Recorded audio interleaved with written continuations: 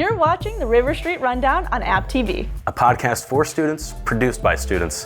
This is the River Street Rundown. Tune in to the River Street Rundown on watchapptv.com or your favorite streaming platform.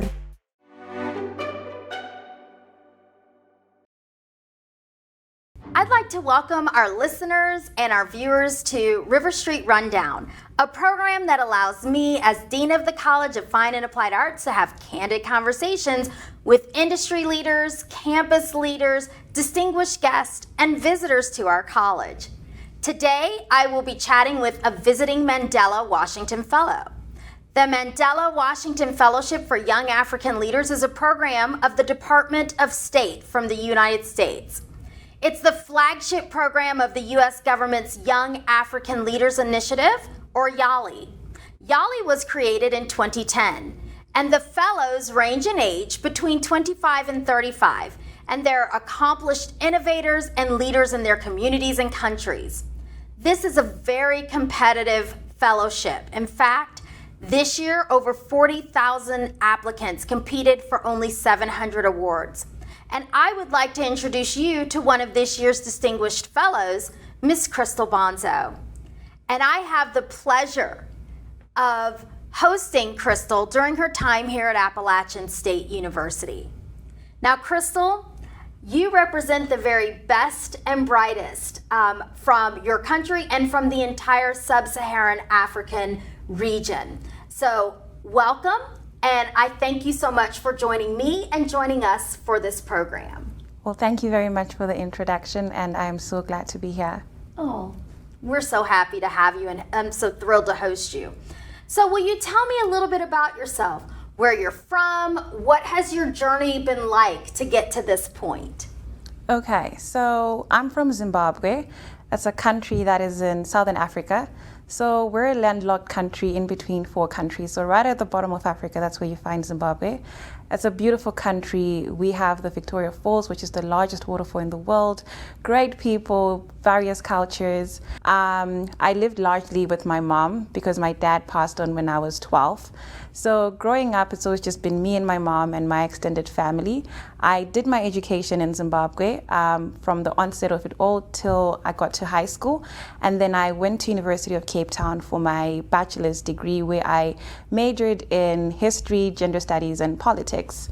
And currently, I am a sexual reproductive health and rights advocate, but mainly working with dealing with issues that are surrounding period poverty, particularly for women and girls living in rural communities.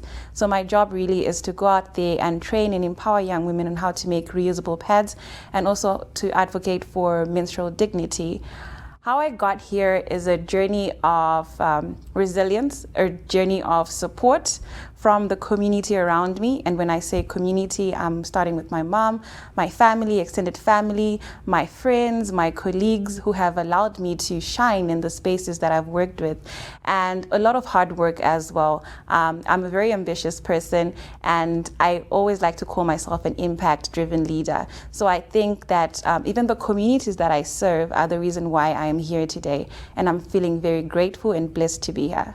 Oh, that's wonderful. Now, let me ask you a question, because we're here in this space in Boone, North Carolina, and I'm just curious, were you excited when you found out that you would be coming to Boone and to Appalachian State University? Because I know that there are fellows all over the U.S., and we are so proud at Appalachian State to be the only university in the state of North Carolina that actually hosts Mandela Washington Fellows.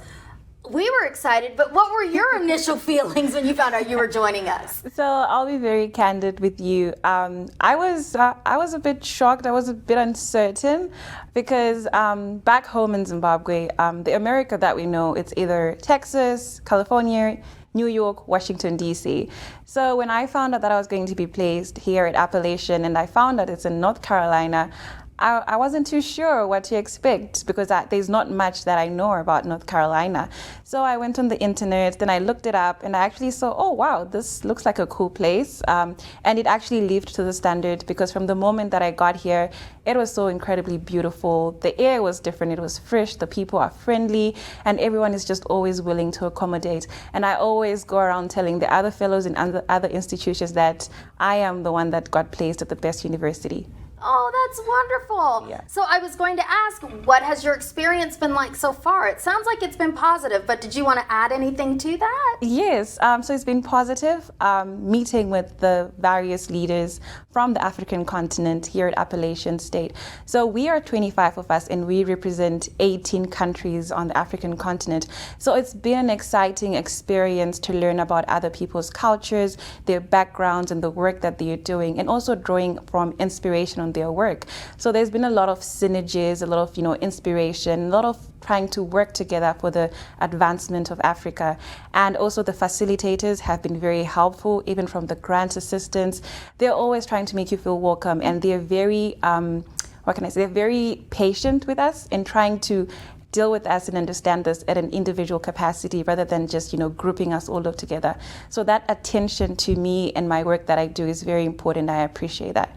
So far the experience has been largely positive. That's wonderful. Yeah. That is wonderful. Now, one of the things that I mentioned before is that the age range for the Mandela Fellows are 25 to 35. And I hope you don't mind me sharing with the viewers and the listeners that you are 25 years old. Yes, I am. You are among the youngest of any of the Mandela Washington Fellows that were awarded the fellowship. So what does that mean to you as a young, and I wouldn't even say emerging, I'm just going to say as a young leader, what does this fellowship mean to you? It's a great honor. It's a great honor to see that the work that I'm doing back home is being recognized, and that the U.S. State Department is even willing to invest in my ideas and the vision and the dreams that I have for Zimbabwe. So it's a great honor, and to be young makes it even greater because it's sort of like it amplifies, what I believe about myself, about being an impact-driven leader. It's sort of like confirmation that I'm in the right space. I am well endowed to impactly contribute to the development of communities. So it's an affirmation that I'm really grateful about because, like you said, it's highly competitive and many people apply 5-6 times just to make it.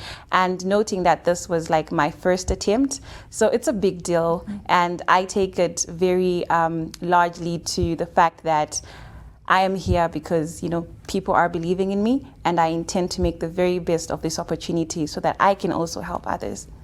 That's wonderful. Now, will you be able to use the fellowship really to continue to build your leadership skills, or how will you use this to underpin your vision for yourself for the future?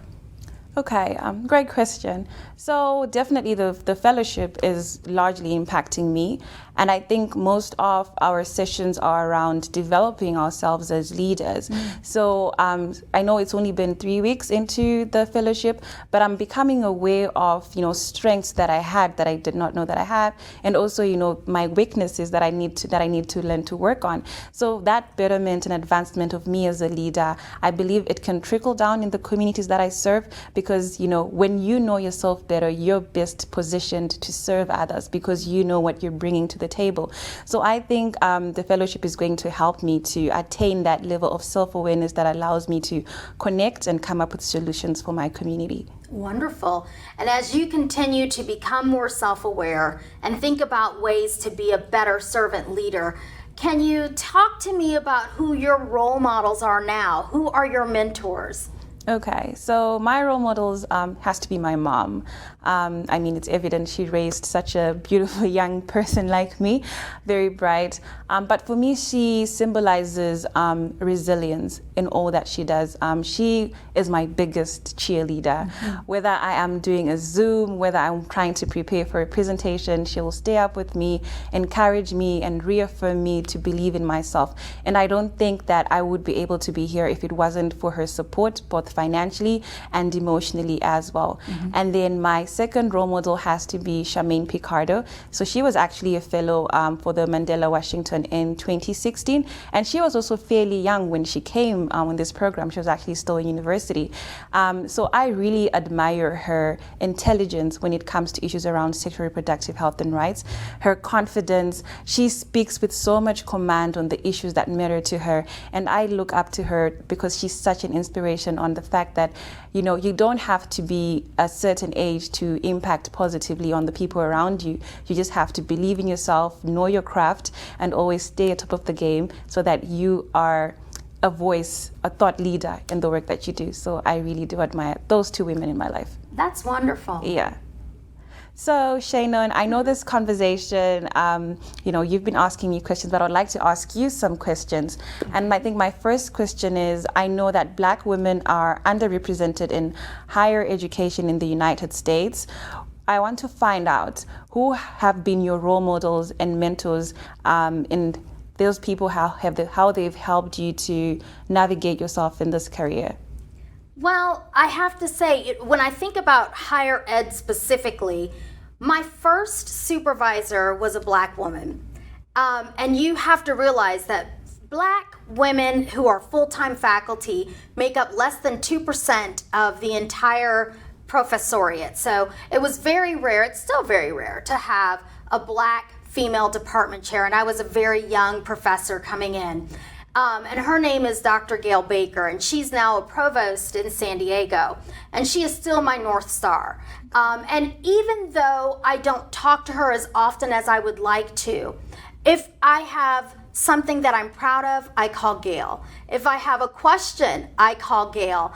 And she has never once made it seem as if any of my requests, my needs were a bother. And so I really try to model myself for others after Gail Baker, because as far as higher ed is concerned and my profession is concerned, she was the first person that I actually saw in a leadership role who looked like me. Mm-hmm. I had gone through 10 years of university study and had never seen a Black woman in a position above a faculty member, and I'd only seen one of those.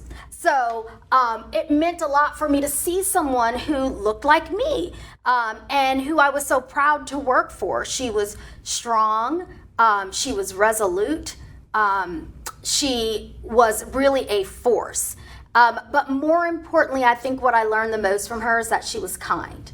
And that's the kind of leadership that I'm really dedicated to, being a kind leader, an accountable leader, a dependable leader, but most importantly, a servant leader.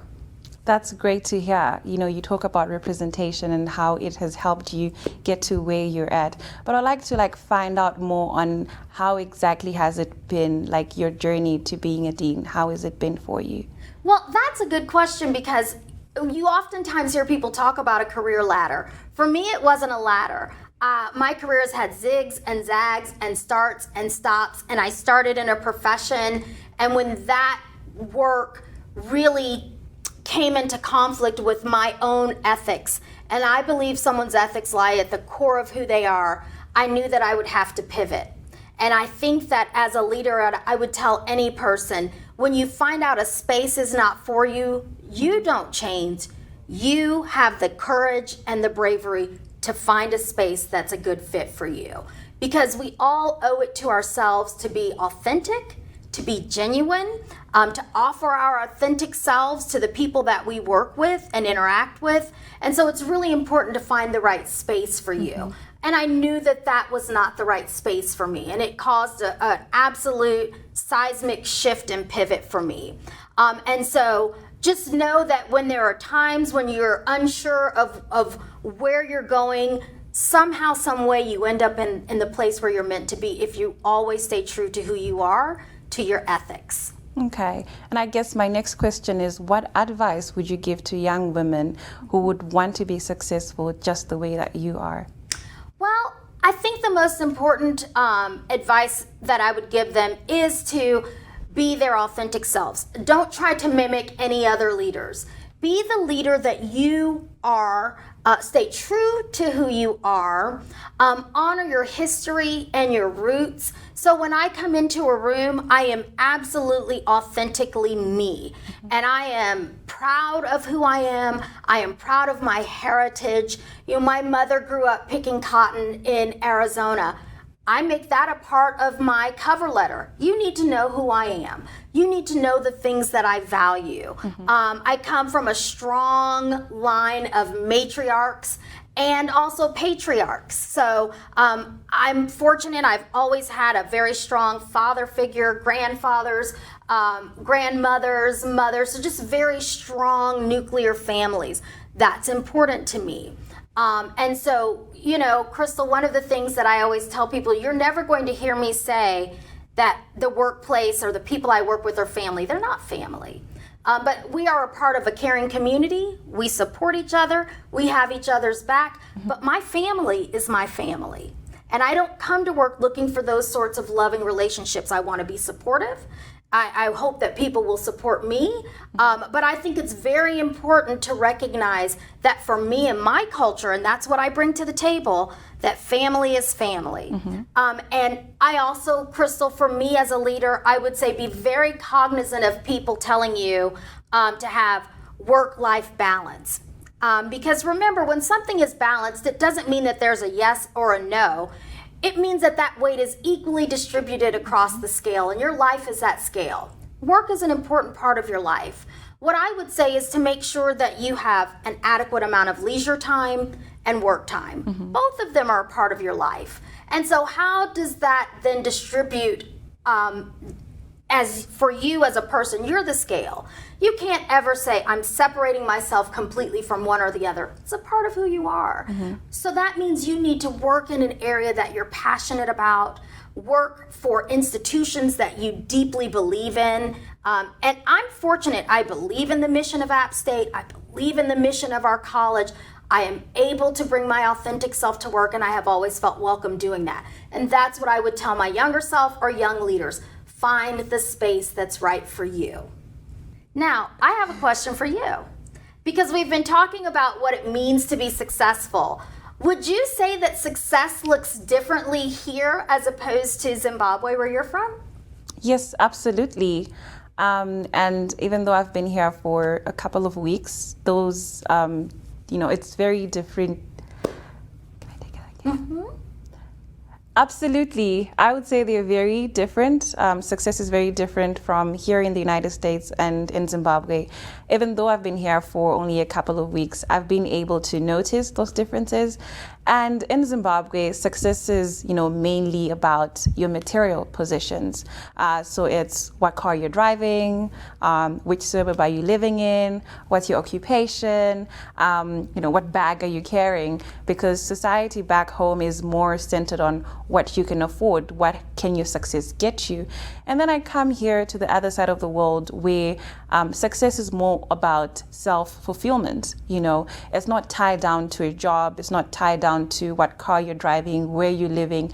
It's about finding what matters to you and being comfortable living in that sphere. So I think it's very different in that regard in terms of success, and how here in America it's more about the self. If it's working for you, good for you. But back home, success is so materialized that everyone needs to know that, I have a car, I have a good job, so yeah, I'm successful. I find that really interesting, and I think during this time, during the Great Resignation after COVID, people are really thinking in more innovative ways about what success means for them, what those metrics of success are. And you're right, I think they are becoming a lot more individualized. And we've talked a little bit about the difference between success in Zimbabwe versus the US. But in your opinion, are the metrics for success different for men versus women? Again, yeah, absolutely. So taking it back home to Zimbabwe, for women particularly, success is, measured by two things. Do you have a job? Or, do you have a business that you're running, and is it successful? Because now when you have a job, when you're operating in entrepreneurial spaces, you're able to sort of garner support and push your vision, because that's how success is made. And that's how success is measured, because of your ability to influence. So again, it still goes on to the materialistic, what qualifications do you have as a woman and things of that sort. And then here in America, I find that women women are more liberal to choose and decide what success means to them. So it's not, again, tied down to what job you have or what qualifications you have. I've met amazing people who told me that, like, they have PhDs, but they're so comfortable just being at home and, you know, taking care of the kids. And they feel successful in that regard. Whereas at home, when you look at such a situation, if you are so well educated, people are expecting you to be, you know, in these top positions where you are actually directly influencing decisions, and being seen as a woman who is just at home and not doing anything, you're labeled as unsuccessful. And for the men as well, it's the same thing. Again, things about materialization of things.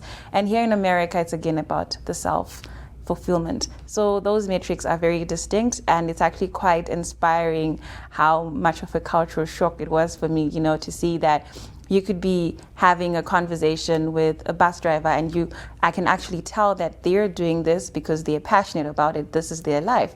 But back home, a bus driver is, you know, looked down upon as, you know, blue collar, you know, you don't bring anything to the table. So it was very interesting to notice those differences, yeah. Interesting. Well, you know, Chrystal, for me, once I pivoted from a professional environment to an academic environment, one thing that I knew was really important was that I wanted to use my new skills, my new research skills, to be a public intellectual, to give voice to the voiceless, to bring people from the margins to the center, to have conversations center around those marginalized publics. And I feel like you do something really similar with your skill set as a public health leader, as a reproductive rights professional. And will you share with me what you feel like are some of the most critical issues that are facing reproductive rights globally? Okay.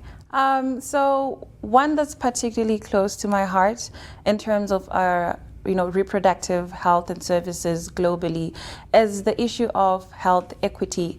So more often than not, we actually see campaigns where it's always, you know, equal health for all, equality in health and all of that.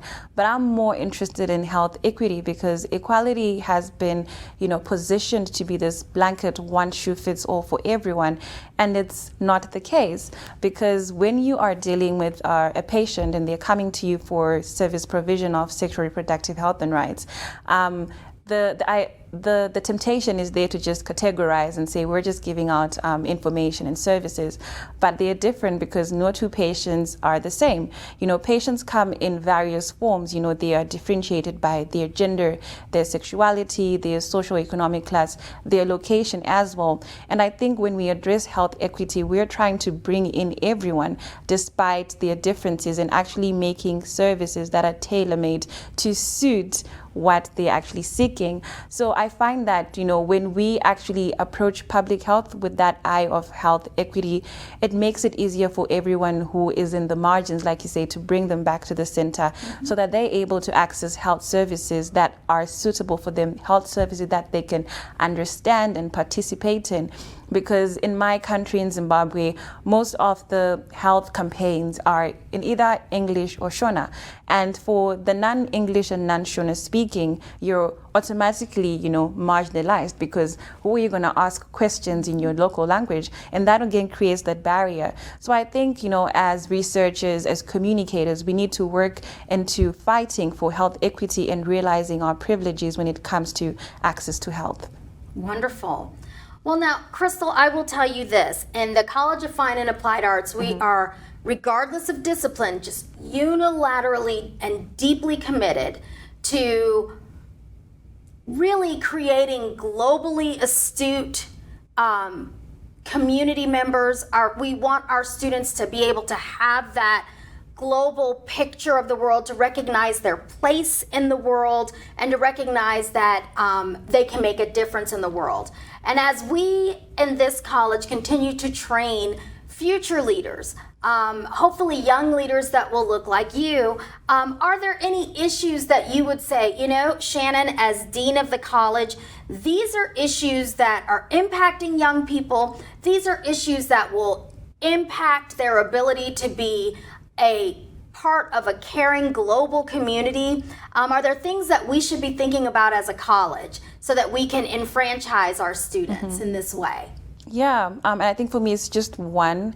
So you know how it's like when you are in a university, school, college setup, there are institutions, there are structures, and I've grown to know and actually experience that these structures and hierarchies create more of a divide than anything, because you have students who are, right at the bottom of the triangle, and then you've got leadership at the top. So what that then turns out is students don't have direct access to their superiors, and the superiors don't also want to come down to the students to hear what their grievances are and what areas can be improved. So I think that as dean, you need to make it a priority to sometimes come down and listen to what your students would want to see at App State. It can come from whether their personal experiences, and they might actually form some suggestions, and work together. So I believe in synergies because, like you said, App State is a community, and it would be even a better community if everyone felt like they were listened to, that their voice mattered, and that we break away from these institutional barriers that make us give each other our backs. And so what that tends to do is when you give people an ear, and when students feel like they're listened to, they're going to be more productive. They're going to be more open to following your vision as a leader because they feel included and they feel like they can be seen and heard. So I would recommend taking time to come down to listen to students and just having that open conversation, open dialogue that will influence change and push forward the vision of App State of creating inclusive leaders, that are able to recognize that, yes, you can be in a position of power, but you also need to come down and be humble and listen to those that you serve. I think that is such great advice, and thank you for offering that. And you said something that I think is really interesting that I have to highlight. I'm going to have to kind of circle back to this. And you said it's important for students to recognize that their voice matters. Yes. And I just want to talk about how critical mattering is. I have been at universities where there have been campaigns of belonging, where faculty, staff, administrators tell students who come from different backgrounds, you belong here. Yeah. And I have always been a little taken aback by that. And I thought, I don't need anyone external to me to tell me that I belong. If I've gotten someplace and I've gotten here on my own merits, I know that I belong. I'll find my place. That's internal. But what's more important to me is to know that I matter, because mattering is external. Yeah. I need to know that I matter to you. I need to know that my voice matters to you. And I try very hard to let all of our stakeholder publics know that. But thanks to you in this conversation, it will be front of mind for me to ensure that students recognize that they matter to me, that they matter to our college, and that they absolutely represent the lifeblood of the College of Fine and Applied Arts. And I think our faculty are the heartbeat, but our students are the lifeblood that keep us motivated. They're the reason we're here, and we are all energized by and learn from and with our students. So that will be front of mind. So I thank you for bringing that up and reminding me of that. Most welcome. And Shannon, I know that you have, background and expertise in communication. And my question is, how does communication relate to the issues that we have discussed today? I believe that communication is critical to the things that we've discussed. It's important for us to share information, to make sure that that information is understood. Communication can give power, and communication can take away power. And it's important to recognize that the words that you use can do that. And so, for instance, if I said, Chrystal, you're from a very interesting subculture. The minute I say sub, that denotes that you're beneath, lower than, less than. Yeah. I can also say, Chrystal, you're from a very interesting co-culture, which makes us equals. Yeah. And our communication is important. Words matter. Meanings are in people and not in the words themselves. So we have to recognize that and be able to empathize. That's a big part of communication. And I, as a leader, am absolutely dedicated to being transparent. Everyone in my organization can see what meetings I'm going to, the minutes of those meetings, the agendas for those meetings. Everything I do is out in the open. I don't operate behind closed doors. I don't make backroom deals with handshakes. Everything I do is out in the open. And so I really use communication to build bridges. I use communication to empower. I use communication for the greater good. And I think that when you come in with that mindset, it really changes the way that people will perceive you. Because communication, as I said before, can automatically give or take power. And you want to make sure that you are empowering people with the communication, the words that you use, the way that you use those words, with your nonverbals. We believe our nonverbals over what people say. Yeah. So it's important that we come to the table really intent on having a positive experience. And also, Chrystal, I always tell people I have 2 ears and 1 mouth for good reason. I listen twice as much as I speak. If I don't have anything significant to add to a conversation, then I'm not going to speak. But I try to make sure that when I do speak, that I am creating sort of a deep and meaningful conversation. And I'm a part of that, and a dialogue and not a monologue. That's very powerful, the whole thing of you having 1 mouth and 2 ears. I think it's very important, even for young leaders all over, to realize the power that we have when we speak, especially now with, social media technology. There's a lot of, misinformation that is put out there to push negative agendas. So thank you very much for, articulating how, communication can actually have good effect. Yes, absolutely. I would even go further, Chrystal.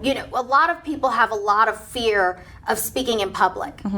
And in fact, people will say, well, I'm more fearful to do that than to go to the dentist. So one of the things that I would offer to you as a young leader is when you have to speak in public, I'm going to give you the advice that my own grandmother gave me. My big mama, who is my maternal grandmother, she said, Shannon, a stranger is just a friend that you have yet to meet. So when you go into a room and you have to speak publicly, just imagine that you're among friends.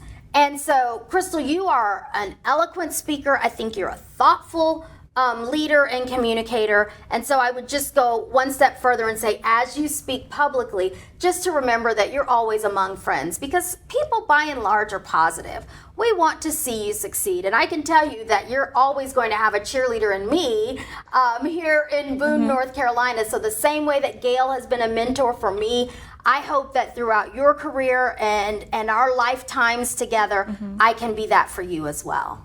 I would absolutely love that. It's my pleasure to do that. I think this has been a great conversation, and I want to thank you for joining us. I know that your time is so valuable as a Mandela Fellow, and I know we had just a short window, so thank you for coming into the studio with me. We're so thrilled to have you, and we hope that you continue to enjoy your time in Boone and certainly at Appalachian State University. Thank you very much for having me on this show. I was so excited to talk to you. You're such a breath of fresh air, and I hope that the conversations that we've had here today can inspire and motivate people out there, especially young people, to be great leaders in their communities. I'm sure they will. Yeah. Thank you. Thank you, Shannon.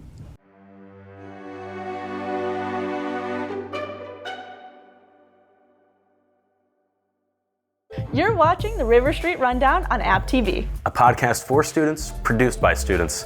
This is the River Street Rundown. Tune in to the River Street Rundown on watchapptv.com or your favorite streaming platform.